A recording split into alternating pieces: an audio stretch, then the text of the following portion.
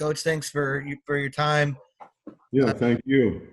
I know there was a lot of talk around the draft about Jonathan Taylor and some of the security issues he has, and we know that's a really big issue for you. How do you plan to address that with him, and have you already started that process? Yeah, I mean, we've talked about it. We've talked about our 4 points of pressure, the way that we carry the football, and I think it's just kind of the fundamentals of the game.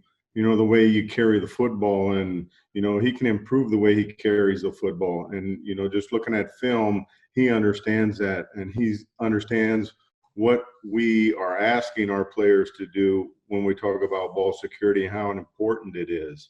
So I don't really think that there's going to be an issue there. I mean, I believe that it'll get corrected, with the development of just basic fundamentals. And, we harp on it every day. Joel Erickson. Coach, what's the challenge of having a bunch of talented guys and trying to get them all playing time and get them all the playing time they need? I mean, I don't think there really is a challenge. Anytime you got a lot of good football players, you're in a pretty good position. And I think when you look at our roster from top to bottom, we've got some very talented players that are kind of unique in their different ways. They have different traits that are probably better than other players' traits. And, we'll just try to put them in good positions to win. Still working on development. But three of the players, Marlon, Jordan, and Naheem, they're 2 years into NFL coaching. So, this should be really good years for all three of those players. When you're talking about where they're at in their development, they should take off this year. But Jonathan, he's a work in progress, so to speak, obviously very talented. Came out with, huge numbers, over 6,000 yards, 3 2,000-yard seasons in a row. So, obviously there's ability there, but, you still have to develop at this level. And, it'll hurt him a little bit, I believe, not being in many camps, being around the facilities in the off-season program. But the thing about Jonathan is he's a very intelligent kid. He understands what it's going to take. So he's got a great work ethic, and, they're all going to work hard. Kevin Bowen. Hey, Tom. Appreciate you doing this. I don't know how much you watch in season, but did you know of Jonathan Taylor before the evaluation process? And if you didn't, or if you did, what were your thoughts? He was one of the guys that, early, 2,000 yards for 3 seasons. If you didn't know who Jonathan Taylor was, then, you haven't been watching college football. So, but, very gifted player. And, the thing that's going to, help him adjust to our game is that at Wisconsin, they were well coached in different schemes. So he can come in, and he's been running in gap schemes. He's been running outside zone. He's been running inside zone. So whatever we, throw at him, he's going to basically know what the understanding of the concept is. And I think that'll help him, with his progression as a football player. Jim Aiello. Hey, Coach. Thanks for taking the time. We've heard from Coach Reich and Nick Sirianni about kind of the 1-2 or 1-1 punch with Marlon and Jonathan. I was wondering, how do you expect that to play out in terms of, is that going to be like a hot hand situation? If somebody's rolling, you keep them going, or is it, we got to get this guy 12, this guy 12, or something like that? I think it's a little early to tell right now. Obviously, we know what talent is there, but obviously you got to do it when you take the field. So the more you play to our expectations really, and get your job done, the more opportunity you're going to have.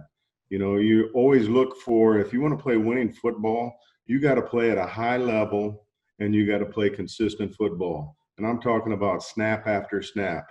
There can't be any lulls in that performance. And, That's really what we're working on, with the three guys that we've had the last 2 years is the consistency.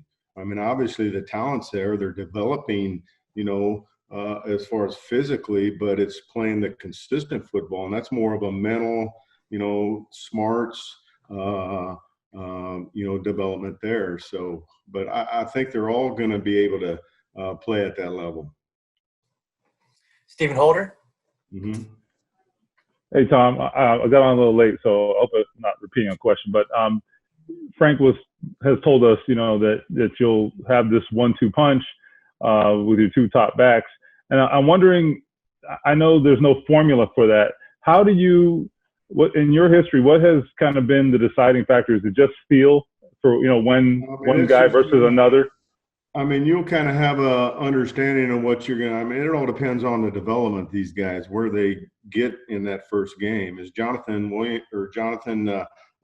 going to be at the level that Marlon Mack is, from a mindset, understanding how to play the game? Well, Jonathan hasn't played any NFL football. So, I mean, he still has to grow into that role.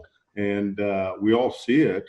We all anticipate it, we all expect it, but are you going to see it right away? I can't say that, but hopefully he comes out of the gates and boom, he's playing at the same level as all these other guys, and they all elevate their game.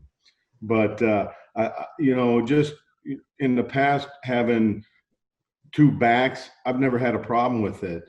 I think it just kind of plays itself out, and Marlon is smart enough that he does a nice job of when he needs a break, he comes out of the game. I mean, if you watch the last 2 years and just, watch when Marlon comes out, a lot of times he takes himself out. So I think it's going to play itself out.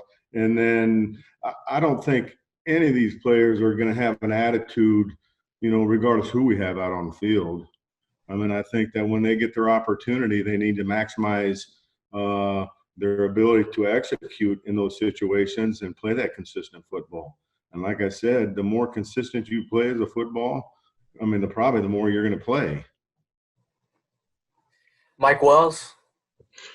Hey, Tom, I wanted to ask you, when you look at the numbers that of carries that Jonathan had when he was at Wisconsin, how much, considering he carried the ball a lot, how much does it help knowing the depth that you guys have at the running back spot that, he'll be able to have a little more longevity, hopefully, because you guys are so deep there? Yeah, I mean, you would think that. I mean, obviously, I wouldn't be afraid to put any of our backs in there. So when you talk about a 1-2 punch, I mean, I think the two guys that are 3 and 4, whoever it is, I would expect them to play at the same level that I would whoever was starting and playing that consistent football. Same level, same consistency. I would expect that out of any of the guys that we put out there. But whomever's out there, I mean, we got to make sure that we get the job done. We know how to do it. And, I got to do I'll say it, I got to do a better job coaching.